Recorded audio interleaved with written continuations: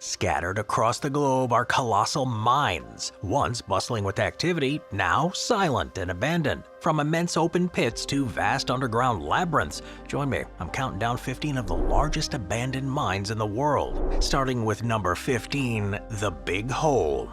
Not to be confused with Yo Mama jokes, the Big Hole in Kimberley, South Africa is all that's left of a monument to the relentless pursuit of wealth and the raw determination of 19th century miners. It's known as the Kimberley Mine. It's claimed to be the largest hand-dug excavation on Earth, though this title is occasionally disputed by another South African mine, Jagersfontein. Now, whether or not it holds the absolute record, the Big Hole remains a staggering feat of manual labor. The story of it begins in 1871, when diamonds were first discovered on a small hill on the farm owned by the De Beers brothers. When the news spread, the hill was transformed almost overnight as hopeful prospectors flooded in, armed with nothing more than picks, shovels, and their determination. Thousands of miners descended on the site, leading to a massive scramble for claims. The dig site quickly earned the nickname New Rush, but it would later be renamed Kimberley. At its peak, up to 50,000 miners were laboring in the intense heat, unsanitary conditions, and under constant threat of accidents to dig what would eventually become a 42-acre crater. Over time, they managed to remove over 22 million tons of rock, all in the hunt for diamonds. When operations stopped in 1914, the Big Hole measured roughly 1,500 feet wide and was excavated to a depth of 790 feet. However, debris filled part of the pit, reducing its visible depth to about 705 feet. Today, around 130 feet of water fills the bottom of the pit, giving it a distinct blue-green hue. This Big Hole was no ordinary mining project. While today's large-scale excavations rely heavily on machinery, every inch of Kimberley's Big Hole was dug by hand. The mine eventually yielded over 6,000 pounds, or roughly 13.6 million carats of diamonds, feeding the ever-growing demand for those precious stones. As surface operations became dangerous and less productive, the mine's owners, the now famous De Beers Company, founded by Cecil Rhodes, extended operations underground, reaching a depth of about 3,600 feet. Number 14, the Chuquicamata Mine. Chuquicamata, or Chuqui as it's often called, is an example of the enduring power of industry and the immense natural wealth beneath Chile's earth. Located in northern Chile near the city of Calama at an altitude of about 9,300 feet, Chuquicamata is the world's largest open-pit copper mine by excavated volume. This massive mining site, located in the heart of the Atacama Desert, stands as an example of human ingenuity and perseverance. The dimensions are nothing short of astonishing, spanning 2.7 miles in length, 1.9 miles in width, and plunging nearly 3,000 feet. Chuqui's vast pit is visible from space. In an environment where water is scarce, even the essentials of mining, cooling machinery, dust suppression, and copper extraction become complex challenges. Yet thanks to extensive engineering feats, Chuqui has managed to function for over a century, overcoming the region's isolation and dryness. Water and electricity must be sourced and managed with care, reflecting the many costs that go beyond simply extracting copper. Long before industrial mining began, indigenous Atacameno tribes were likely the first to use copper from this area. Following the Spanish colonial era, Chile's rich mineral resources continued to attract attention, although large-scale mining only took hold in the late 19th century. During this period, Chuqui became a hub for miners drawn by what became known as the Red Gold Fever, driven by copper's growing demand and industrialized nations. In the 1970s, Chile nationalized its copper resources, bringing Chuqui under the ownership of Codelco, Chile's state-owned mining company, and marking a significant point in the country's economic history. Number 13, the Bingham Canyon Mine. The Bingham Canyon Mine, more commonly known as the Kennecott Copper Mine, sits southwest of Salt Lake City in Utah. This massive open-pit mine is an extraordinary feat of engineering and industry, carving a deep terraced pit that's both the largest human-made excavation and the deepest open-pit mine in the world. Having produced more copper than any other mine in history, over 19 million tons, the Bingham Canyon Mine is a major player in global copper supply and a source of immense value in various precious metals and minerals. Originally discovered by two brothers, Sanford and Thomas Bingham, in 1848, the potential for copper in this canyon was apparent from the start. However, it wasn't until the late 19th century that large-scale mining operations were established here, transforming it from a modest mining zone into one of the world's most famous copper mines. Railroads, steam shovels, and a well-planned industrial complex brought in thousands of workers and made the site a pioneer in large-scale mining methods. By the 1920s, the area was bustling with over 15,000 people from all over the world, living in mining camps along the steep canyon walls. Now, the mine's physical dimensions are mind-boggling. It stretches 2.5 miles wide and more than 3/4 of a mile deep. For scale, that is nearly as deep as 4 Empire State Buildings stacked on top of one another. Covering a massive 1,900 acres, the mine has created a landscape unlike any other on Earth. Now, to manage this, Kennecott uses conveyor belts and pipelines, replacing an older railway system to move copper ore and waste efficiently. This modernization was key in making the mine profitable by reducing costs up to 30%. But Bingham Canyon's productivity is one of its most impressive aspects. In addition to copper, it's yielded substantial amounts of gold, silver, and molybdenum, with the value of its total metal output surpassing that of historic mining regions like California's gold rush sites. For example, in 2005, high molybdenum prices made this mineral nearly as valuable as the copper produced that year. In 2023, Bingham Canyon was still producing around 150,000 tons of copper annually, highlighting its enduring significance in a world increasingly dependent on that versatile material. Number 12. Imponen Gold Mine. The Imponen Gold Mine in South Africa is a world-famous mine, not only for the vast amount of gold it's produced, but also for being the deepest mine on the planet. It reaches an astounding depth of over 2.5 miles below the Earth's surface. This enormous mine began operations in 1968, initially known as the Western Deeps Level No. 1 shaft, and has since been a major player in global gold production. The extreme depth here brings its own unique set of challenges. Temperatures at the deepest points can reach over 140 degrees Fahrenheit, making the environment harsh and incredibly hot. To make mining possible, the mine uses a powerful cooling system to lower temperatures, and a trip from the surface to the bottom takes over an hour. At its current depth, it holds about 46 million ounces of gold, and efforts to reach even further underground continue. The mine operates 2 main reefs, or mineral-rich layers: the Ventersdorp Contact Reef and the Carbon Leader Reef. These thin layer deposits of rock contain gold embedded within quartzite and other minerals, which formed billions of years ago. Operating at such depths, Imponen has seen its fair share of unusual stories. An Ecuadorian marathon runner even completed a half marathon inside the mine. However, its depth also makes it dangerous. In 2020, a seismic event caused a tragic accident, and the mine also experienced temporary shutdowns during the COVID-19 pandemic. Despite those challenges, though, Imponen continues to operate, with plans to mine even deeper, extending its production life until 2029. Hopefully they don't hit a Balrog. Number 11. The Darwin Mine. Tucked away in the hills of Inyo County, California, on the edge of Death Valley National Park, lies the abandoned Darwin Mine, a relic of the American West's mining boom. This once thriving center of silver, lead, and zinc extraction is now a ghostly reminder of the boom and bust cycles that defined the era. Its story, one of ambition, ingenuity, and eventual decline, unfolds in the desolate desert landscape where the industry and isolation collided. The mine owes its name to the surrounding Darwin Hills, which were found to be rich in silver ore during the late 19th century. Prospectors flocked to the area, spurred on by the promise of wealth buried in the arid California soil. The settlement of Darwin quickly sprang up nearby, offering a community for miners and their families. In its heyday, the mine was a bustling operation, producing not just silver, but also lead and zinc as the operation expanded into the early 20th century. At its peak, the Darwin Mine supported a vibrant, albeit remote town with a population numbering in the hundreds. The mine's importance diminished over time. By the mid-20th century, the richest ore veins had been depleted, and the fluctuations of metal prices made further mining increasingly uneconomical. The mine ceased operations in the 1970s, leaving behind a landscape dotted with crumbling buildings and rusting machinery.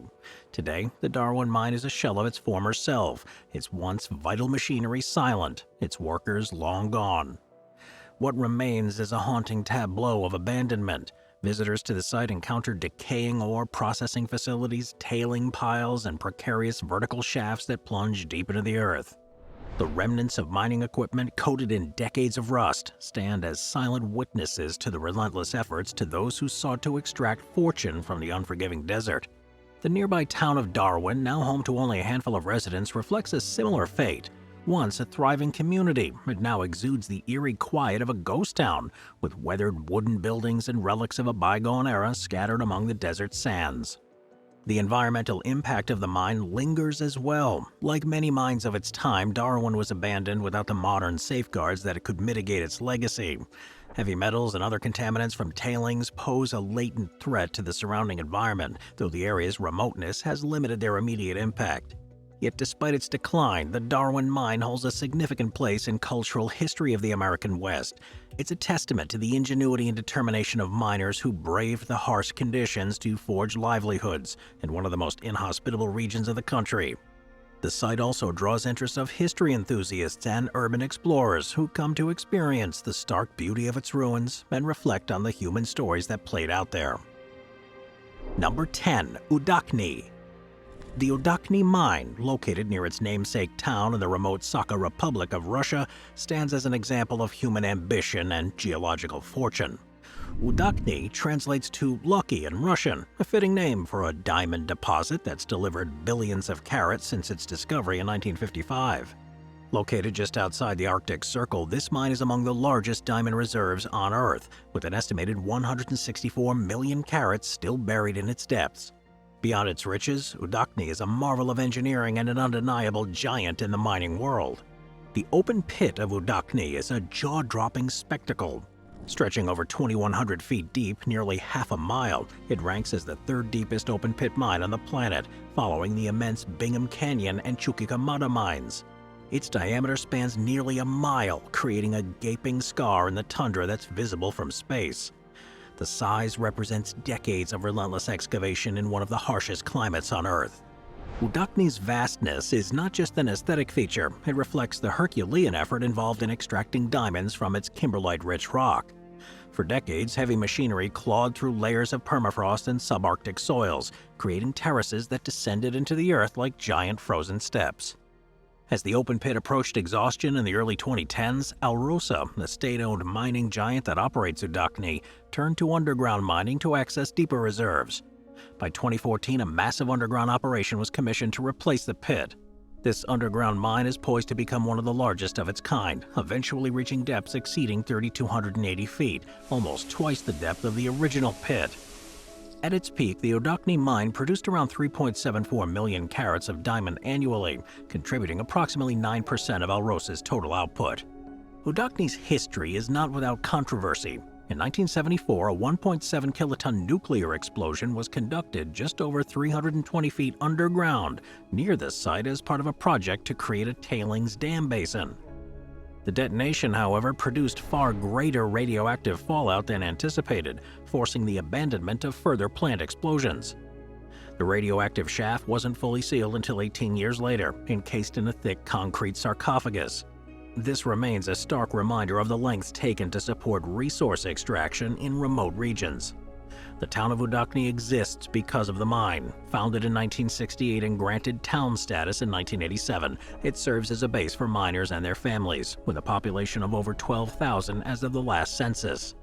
Despite its isolation, over 316 miles from the district center of Mir, the town thrives on diamond production, supported by infrastructure like the Polyarny Airport just 12 miles away. Number 9. Correta Atalaya. Correta Atalaya, located in the western part of the Iberian Pyrite Belt, is Europe's largest open-pit mine and was once the largest in the world. Situated within the limits of Minas de Rio Tinto in the province of Huelva, Andalusia, Spain, the mine is a striking example of both human engineering and environmental challenges posed by large-scale mining. Covering an area of about 3,900 feet long, 3,000 feet wide, and 1,100 feet deep, Correta Atalaya became one of the most ambitious projects ever undertaken by the Rio Tinto Group. Now, its history dates back to 1907 when the Rio Tinto Company recognized the potential of the area's extensive sulfide ore deposits. These deposits are part of the larger Iberian Pyrite Belt, a region rich in copper, zinc, lead, and other materials. Correta Atalaya itself was initially developed following a series of major subsidence incidents caused by pyrite combustion in earlier underground mines. The mine's output helped fuel Spain's economy and positioned it as a critical source of copper on the global stage. However, after decades of operation, it ceased active mining in 1992, although its legacy persisted for years. By 94, the pit had been flooded up to its 16th ring, leaving a deep and waterlogged void where the mine once thrived. Its operation altered not only the landscape but also the surrounding communities. The village of La Atalaya, initially constructed in 1883 for miners, was directly impacted by the expansion. As the pit grew, the town's buildings and infrastructure were destroyed, and the population dwindled, ultimately leading to the town's displacement in 1971. Since its closure, the mine has become a symbol of both industrial ambition and environmental rehabilitation. The current owner, Imed Tartessus, has worked on cleaning and restarting the mine, projecting an eventual reopening and a revival of local employment. At its peak, the mine did have a workforce of 2,000, and Imed plans to employ 450 people upon full resumption of operations. Efforts, though, have focused on mitigating the environmental impact, and the mine is expected to contribute significantly to Spain's economy, with the company projecting annual spending of over 130 million euros. Number 8. Silver Islet. The Silver Islet Mine is a fascinating, significant mining operation located on a small, rocky island in Lake Superior in the northwestern part of Ontario, Canada. Situated at the tip of the Sibley Peninsula, this small but mighty island became home to one of the most lucrative silver mines in North American history during the late 19th century. The mine, though short-lived, has remained an iconic part of mining history due to the unique and challenging conditions under which it operated and the wealth it generated in its brief production. Despite the mine's closure over 100 years ago, the remains of the infrastructure, along with the history of the mining town that once thrived nearby, continue to draw interest. The discovery of silver at Silver Islet in 1868 was nothing short of a sensation. It was a Montreal Mining Company prospector who first found the rich vein of pure silver on the otherwise unremarkable island, which initially measured just 540 square feet and stood only 8 feet above the water of Lake Superior. Mining operations began in earnest, and by the late 1870s, the mine was producing significant quantities. The ore extracted from Silver Islet was of exceptional purity, and as the mining techniques improved, the mine became one of the richest silver producers in the world at the time. Mine shafts were sunk to depths of over 1,200 feet, plunging into the frigid waters of Lake Superior. The challenge of preventing the lake from flooding the mine shafts was a constant concern. In 1884, the Silver Islet Mine's fate was sealed by a simple but disastrous event. A shipment of coal, crucial for running the pumps that kept the mine shafts dry, failed to arrive before the shipping season ended. Without the coal to fuel the pumps, the water levels in the shaft rose, and the mine was irreparably flooded. The shafts, which extended deep into Lake Superior, would never be dewatered, and the mining operation came to a sudden and permanent halt. Moving on to number 7, the Kolar Goldfields. The Kolar Goldfields in India stands as a symbol of the country's mining history. It's located about 19 miles from Kolar and about 62 miles from Bengaluru, in the region that became synonymous with gold mining for over a century. The mines, which were among the deepest in the world, reached depths of up to 9,000 feet, and over their operational lifespan, Goldfields produced over 900 tons of gold. The history of these fields can be traced back to the late 1800s, when the British mining magnate John Taylor III acquired a series of gold mines in the area. His company, John Taylor & Sons, operated the mines until 1956. In 1902, these mines were electrified, a remarkable feat at the time, with electricity being supplied from a hydroelectric power station, located about 87 miles away. This was one of the earliest examples of industrial electrification in India, showcasing the global scale of Kolar's mining operations.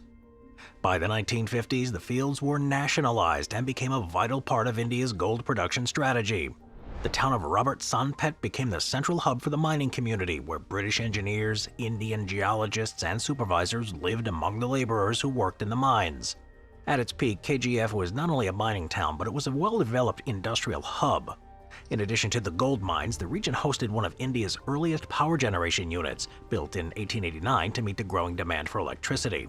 However, as gold prices fluctuated and the costs of extraction increased, the mines became less economically viable. Despite the continued presence of gold in the region, the Kolar Goldfields were officially closed by the Indian government on February 28, 2001, after over a century of continuous production. Environmental concerns and the unsustainable nature of mining at such depths led to the decision to shut down operations. Today, the town of Kolar continues to reflect the impact of the gold mining industry, and the mine's remnants serve as a reminder of the vast industrial effort that once defined this region. Number 6. Bod California. Bod California, dude, is one of the most iconic ghost towns in the United States, offering a fascinating glimpse into the boom and bust cycle of American mining industries. Located in Mono County, east of Sierra Nevada mountain range, Bod sits at an elevation of 8,300 feet, about 75 miles southeast of Lake Tahoe. Initially a mining camp, after gold was discovered in 1859, Bod became a thriving boomtown in 1876, when gold was found in large quantities in the nearby Bod Mine. By 1879, Bod had transformed into a settlement with approximately 2,000 buildings and a population ranging from 7,000 to 10,000 people. At its peak, it was an example of the raw ambition and lawlessness of the Wild West.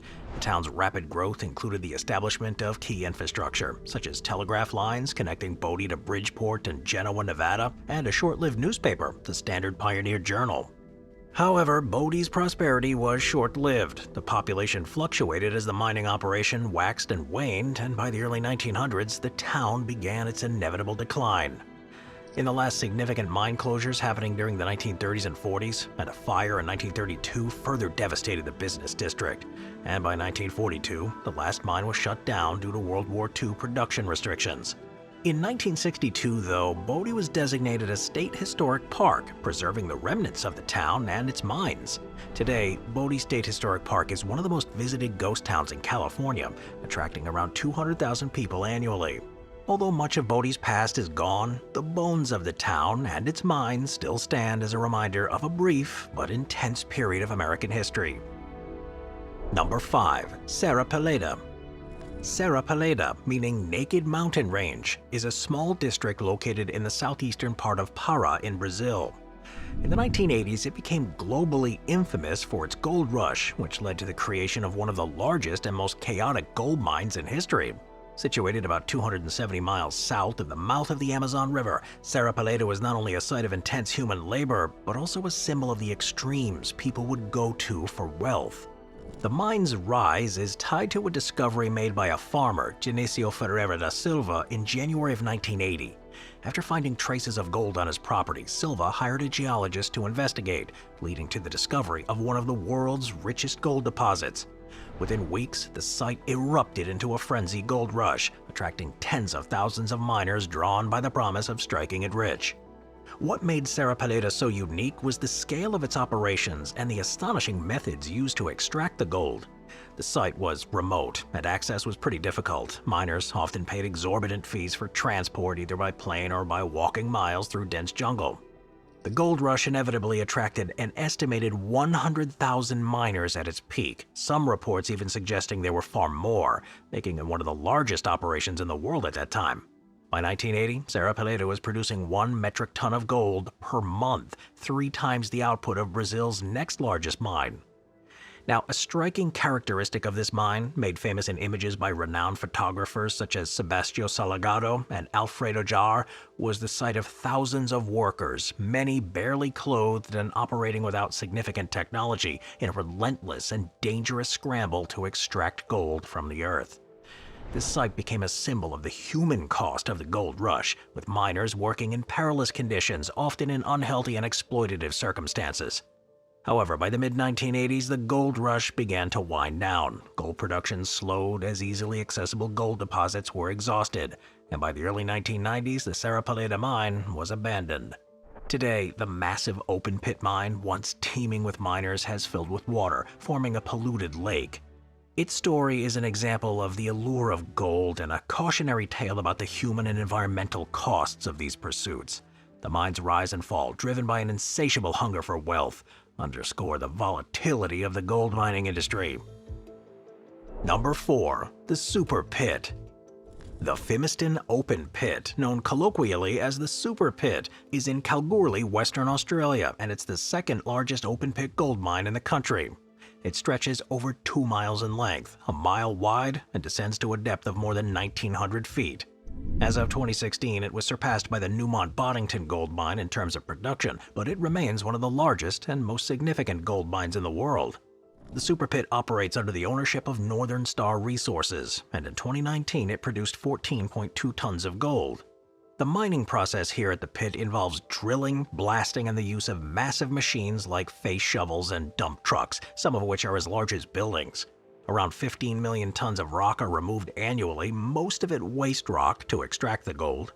The ore is processed in several stages, first through gravity circuits to recover higher-grade loads, followed by flotation to create a concentrate, and then finally refined using cyanide extraction methods. But the super pit's size is so vast it can be seen from space. The scale here is mind-boggling. At its deepest point, it reaches nearly 2,000 feet down, and by 2021 it was expected to expand over 2,500 feet deep. It is also one of the only few gold mines open to the public. Tourists can visit and witness the colossal machinery in action, and the sight of the massive trucks and the vast pit creates an overwhelming sense of scale. Interestingly, the super pit is built upon the Golden Mile, a stretch of land that has a rich history in gold mining dating back to the 1890s.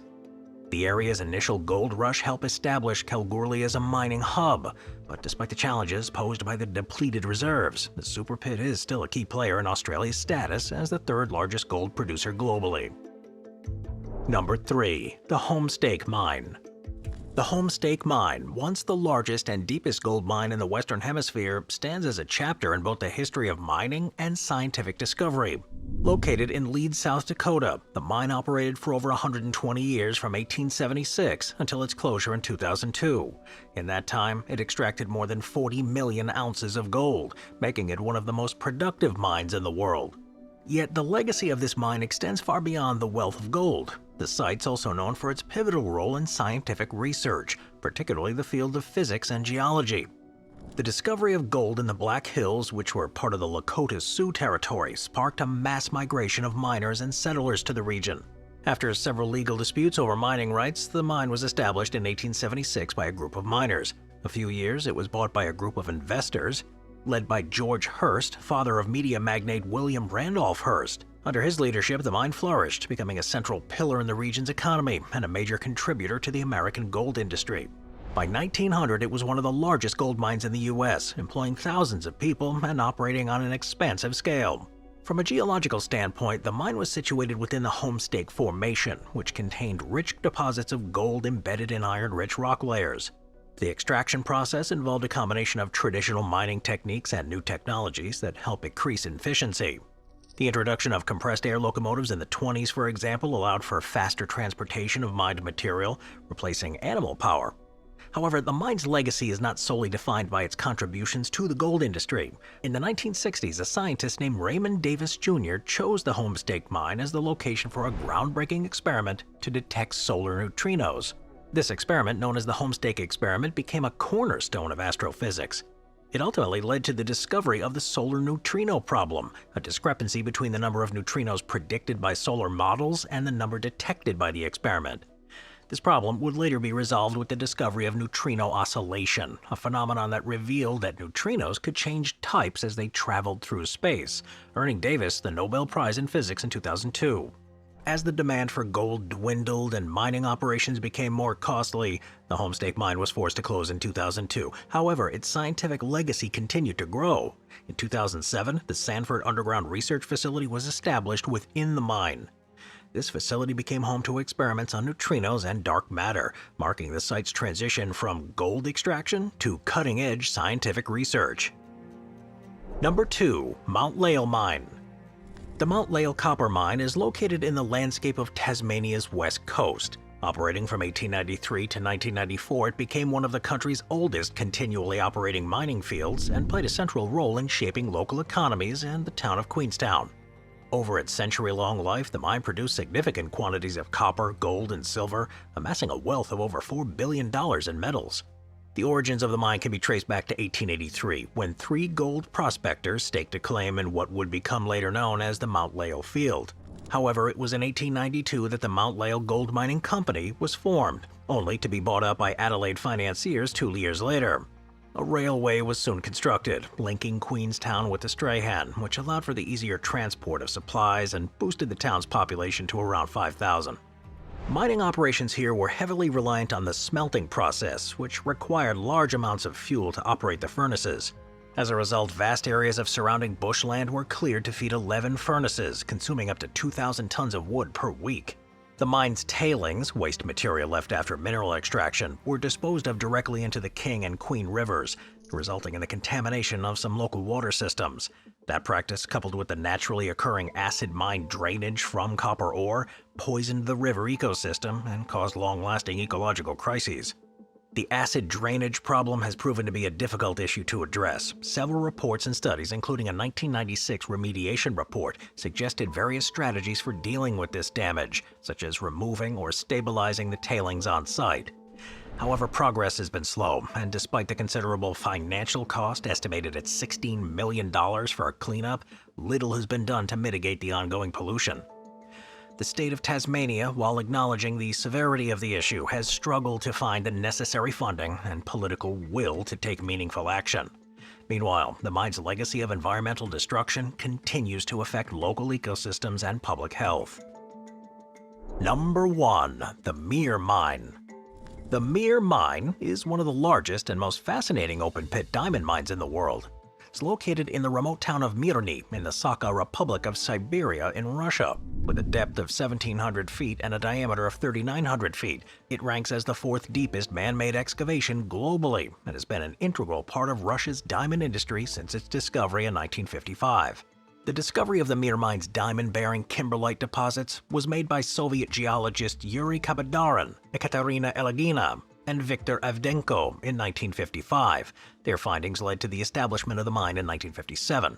Operating under extremely harsh conditions, with winters lasting 7 months and summer temperatures fluctuating, the mine presented enormous engineering challenges. During its peak, the mine produced over 10 million carats of diamonds annually. These diamonds extracted were not only valuable for their industrial uses, but also included high-quality gemstones, with some yielding impressive sizes. One of the largest diamonds found, named the 26th Congress of the Communist Party of the Soviet Union, weighed 342.5 carats and was discovered in December 1980. While the Mir Mine's industrial significance is clear, it also holds a place in pop culture and myth. One fascinating rumor surrounding the mine involves its effect on helicopters. It's said that the mine creates a dangerous air vortex that can suck helicopters into its massive pit if they fly too close. Though this claim has not been substantiated, it does add to the eerie reputation of the site. Today, the Mir Mine remains an amazing feat of engineering and an enduring symbol of the Soviet Union's ambitious industrial projects. It's a reminder of their prowess required to operate in one of the harshest climates on Earth. The Mir Mine has also contributed to the development of the region's infrastructure, including the use of enormous trucks capable of hauling rock. Those trucks, with tires 20 feet tall, can transport tons of rock from the depths of the mine, spiraling down a specially built road from the mine's edge. Thanks for hanging with me, everybody. I'll see you next time. Thank you to our channel members.